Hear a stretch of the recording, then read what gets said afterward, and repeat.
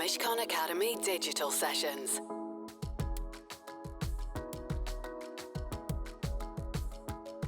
Good afternoon. I'm absolutely thrilled to be joined this afternoon for this Mishcon Academy digital session by the brilliant Kathryn McDowell, Managing Director of the London Symphony Orchestra. Kathryn is both an eminent musician and businesswoman. In addition to her role with the LSO, she is the former chair of the Association of British Orchestras and a former trustee of the Royal Philharmonic Society. She was the recipient in 2017 of the ISM Distinguished Musician Award for her extraordinary services to music as a leading figure in the orchestral sector. She also holds honorary awards from Trinity College, the Royal College of Music, and the Guildhall School of Music and Drama. And she was awarded a CBE in the 2011 Queen's Birthday Honours for services to music. It's quite the CV.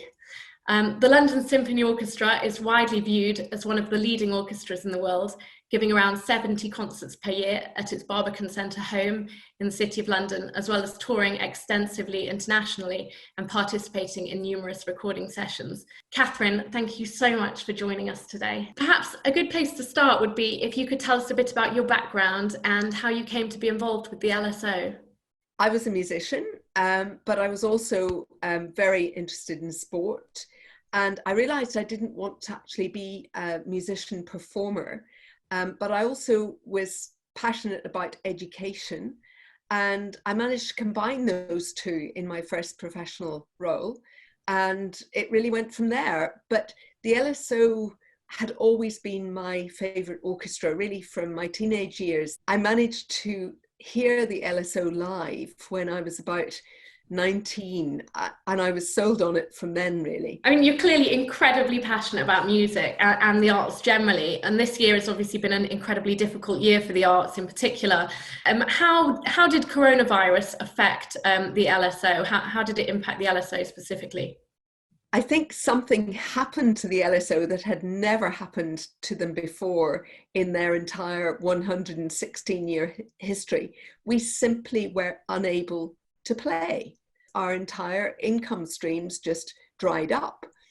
Thankfully, the Arts Council in the City of London continued with their grants to the LSO, and our private sector partners remained incredibly generous. And thanks to Mishcon for that too. But our international work completely stopped. Our commercial work in the studio completely stopped. And we really had to just sit back and think, well, how can we sustain the musicians? And I very quickly realized that the government schemes would help us with furloughing the staff because they're on PAYE, but it would not help us with the majority of the musicians. And in fact, over 2/3 of our musicians did not get help from the government's freelance scheme. So the LSO simply had to find a way to sustain the orchestra. Since then, we've worked very closely with the Department for Digital Culture, Media and Sport to rebuild and to develop the guidance for performing arts coming back to the workplace. I'm delighted to say that we are now back at work, and that's really encouraging for all the musicians and for the staff who are back. Some are still on furlough. Now we're working on audiences and getting audiences into the workplace, but we have a huge rebuilding job for the LSO's own business plan.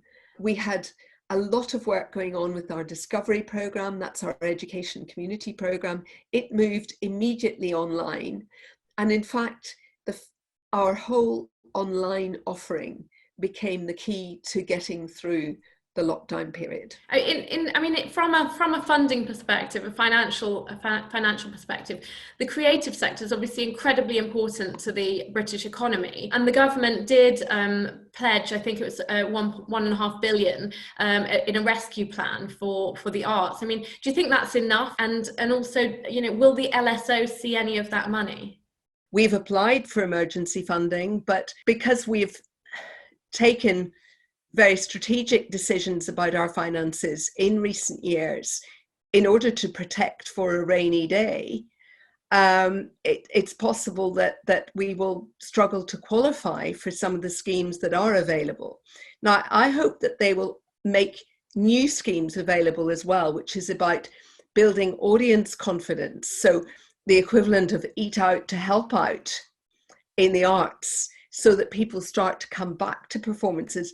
That would also be very welcome investment. And I must say, they are listening at the moment. You know, that they're talking to us about the challenges, for instance, of international touring, which is such a big part of what the LSO does.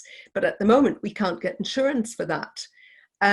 So could there be a government-backed scheme that helped with that?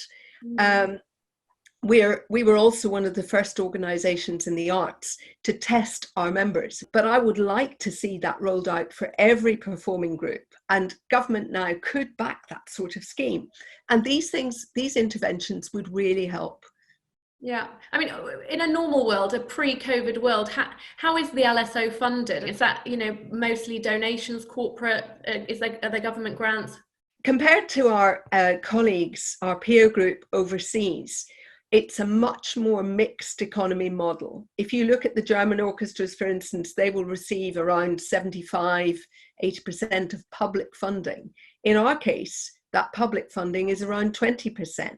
So we have to earn huge tranches of our income. The LSO has a very strong history in philanthropy and in corporate sponsorship. At the same time, we earn a great deal of our income from international work and from the commercial studio, so films and jingles and other things. So it's a mixed economy model.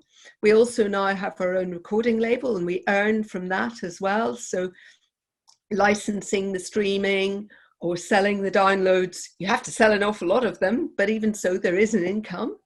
And so it's a mixed model. I mean, you know, you've talked about all the you know, you've touched on some of the things that the LSO has been doing in the lockdown. Can you talk us through some of the different ways in which the LSO adapted, you know, at the beginning of the pandemic, and some of those digital sessions that you've been talking about?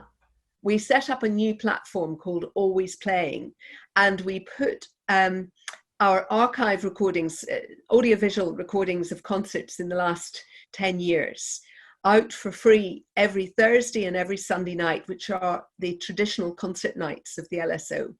And we had live chat from the musicians online.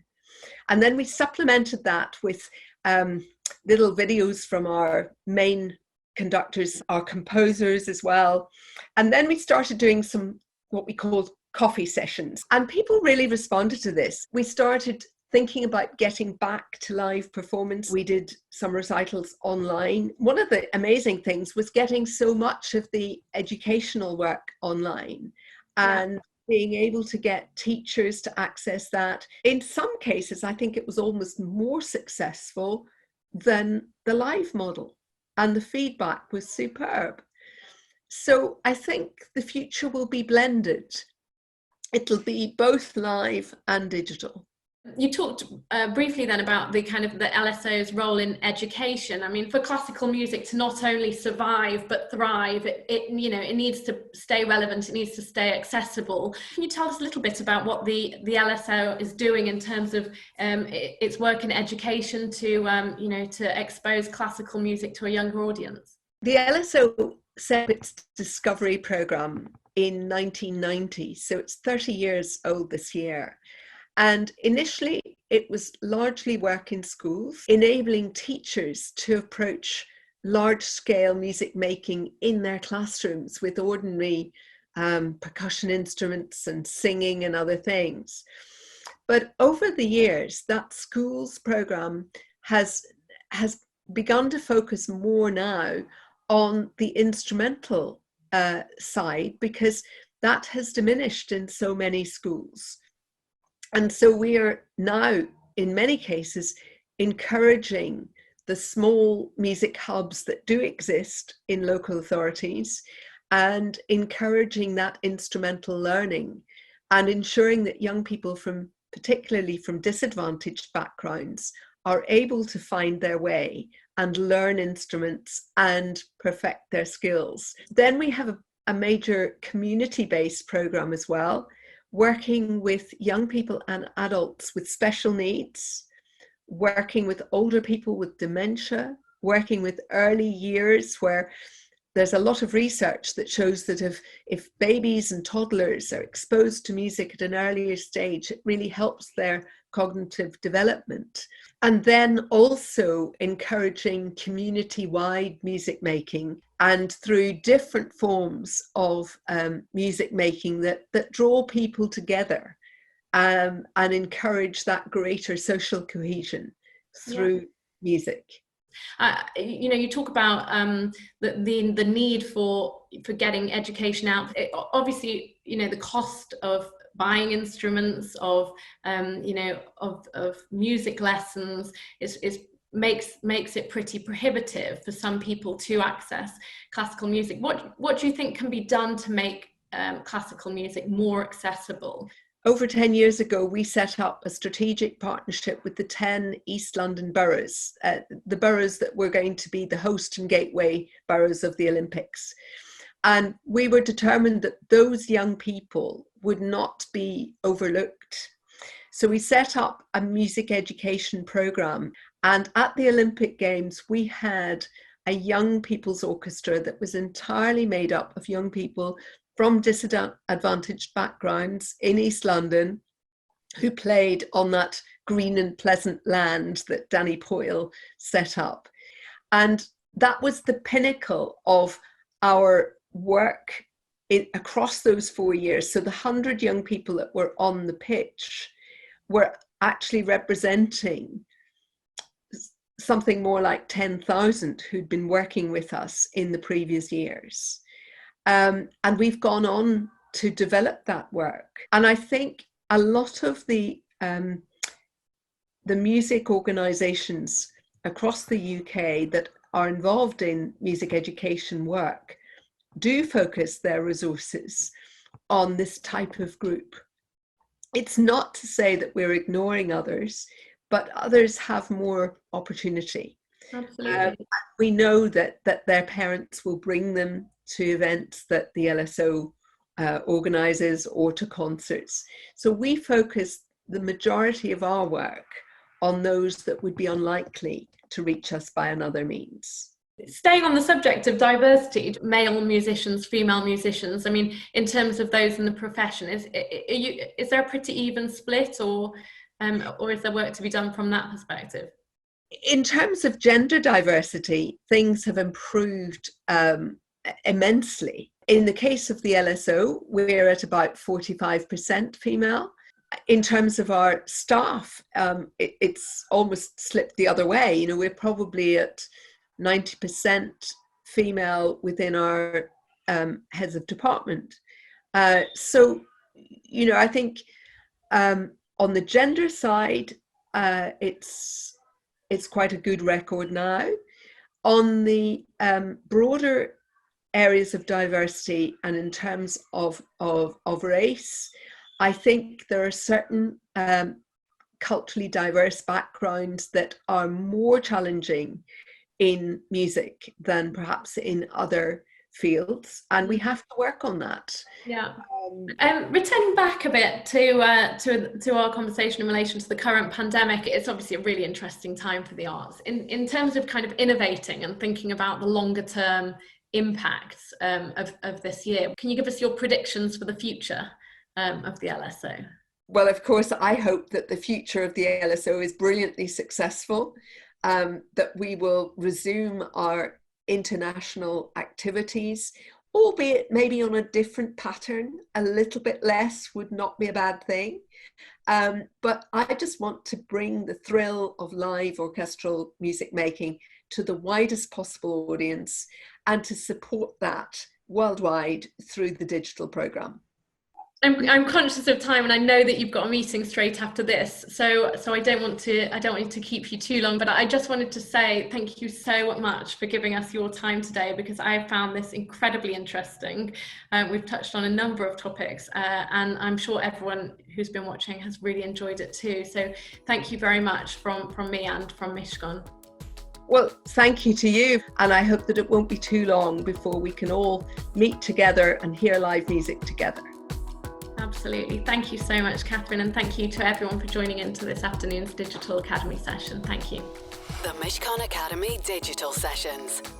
To access advice for businesses that is regularly updated, please visit mishcon.com.